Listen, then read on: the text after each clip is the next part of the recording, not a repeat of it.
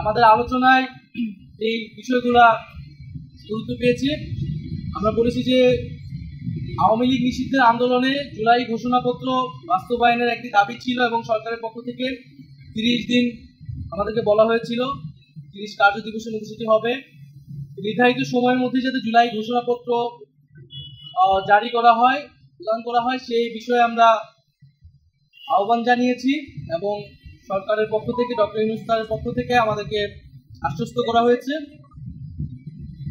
দ্বিতীয়ত, আমরা জুলাই গণঅভ্যুত্থানে শহীদ হয়েছেন, শহীদ পরিবার এবং আহত যারা রয়েছেন তাদের যে পুনর্বাসন প্রক্রিয়াটা, সেই প্রক্রিয়া কাজটা ধীরগতিতে আগাচ্ছে।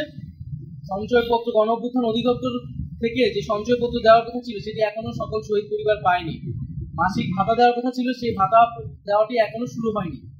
আমরা বলেছি যাতে দ্রুত সময়ের মধ্যেই প্রতিশ্রুতিকৃত সকল যে দাবি, আর্থিক সহায়তা সহ পুনর্বাসনে সেই বিষয়টি যাতে নিশ্চিত করা হয়। তৃতীয়ত, শেখ হাসিনার আমলে হওয়া জাতীয় এবং স্থানীয় পর্যায়ের সকল নির্বাচনকে আমরা আনুষ্ঠানিকভাবে অবৈধ ঘোষণা করতে বলেছি। কারণ সেই সময়টা শেখ হাসিনা একটি ফ্যাসিবাদী শাসন ব্যবস্থায় ইলেকশন করেছিল এবং মানুষের ভোটাধিকার হরণ করেছিল।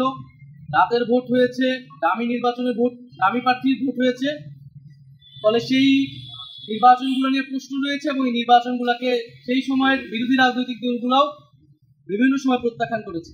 আমরা মনে করি যে সেই নির্বাচনগুলো থেকে আবার সেই নির্বাচনগুলোকে আবার আদালতে নিয়ে যে এক ধরনের পরিস্থিতি তৈরি করা হচ্ছে, সেই বিশৃঙ্খলা এড়াতে সেই পূর্বের নির্বাচনগুলোকে আইনগতভাবেই অবৈধ ঘোষণা যাতে করা হয়।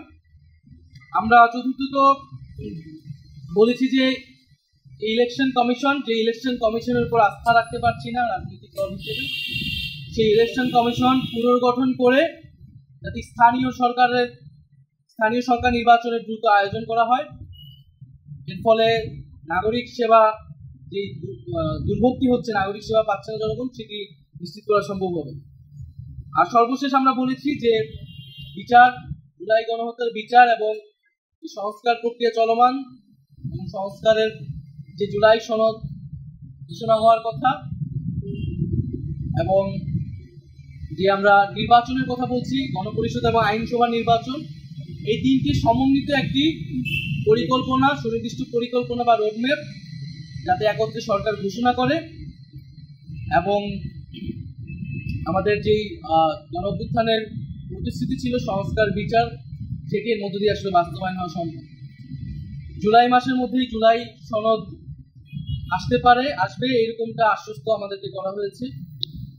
আমরা বলেছি যে বিচারটা কবে শেষ হবে, কোন প্রক্রিয়া আগাবে এবং নির্বাচন যেটা জানুয়ারি থেকে ডিসেম্বর থেকে জুনের মধ্যে হওয়ার কথা, সেটারও একটা সুনির্দিষ্ট পরিকল্পনা যাতে সরকারের পক্ষ থেকে ঘোষণা করে।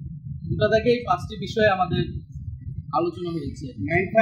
আজকে আপনাদেরকে ডেকেছে, কেন ডেকেছে? আমরা একই সাথে সমন্বিতভাবে 3টা বিষয়ের একত্রে একটা রোডম্যাপ চেয়েছি, যেখানে জুলাই গণহত্যার বিচার, সংস্কার বা জুলাই সনদ এবং আমরা যে গণপরিষদ এবং আইনসভা নির্বাচন চাচ্ছি সেটি সমন্বিত।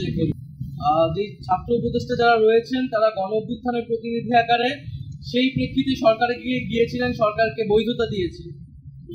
ফলে তাদের সাথে কোনো রাজনৈতিক দলের বা এনসিপির সম্পর্ক নাই, সেটা আমরা আজকে সকালের বক্তব্য আমাদের পরিষ্কার করেছি। বরং গণঅভ্যুত্থানের প্রতিনিধি আকারে তারা গিয়েছে, গণঅভ্যুত্থানের আকাঙ্ক্ষা বাস্তবায়নে কাজ করছে আরো সকল উপদেষ্টারা একত্রে। সেখানে তাদেরকে হেয় করা, তাদেরকে অপমান করা, সে বিষয়ে আমরা নিন্দা জানিয়েছি। আমাদের সাথে তাদেরকে জড়িয়ে ট্যাগ দিয়ে তাদেরকে পদত্যাগ করতে বলাটা রাজনৈতিক উদ্দেশ্যমূলক, এটা আমরা বলেছি।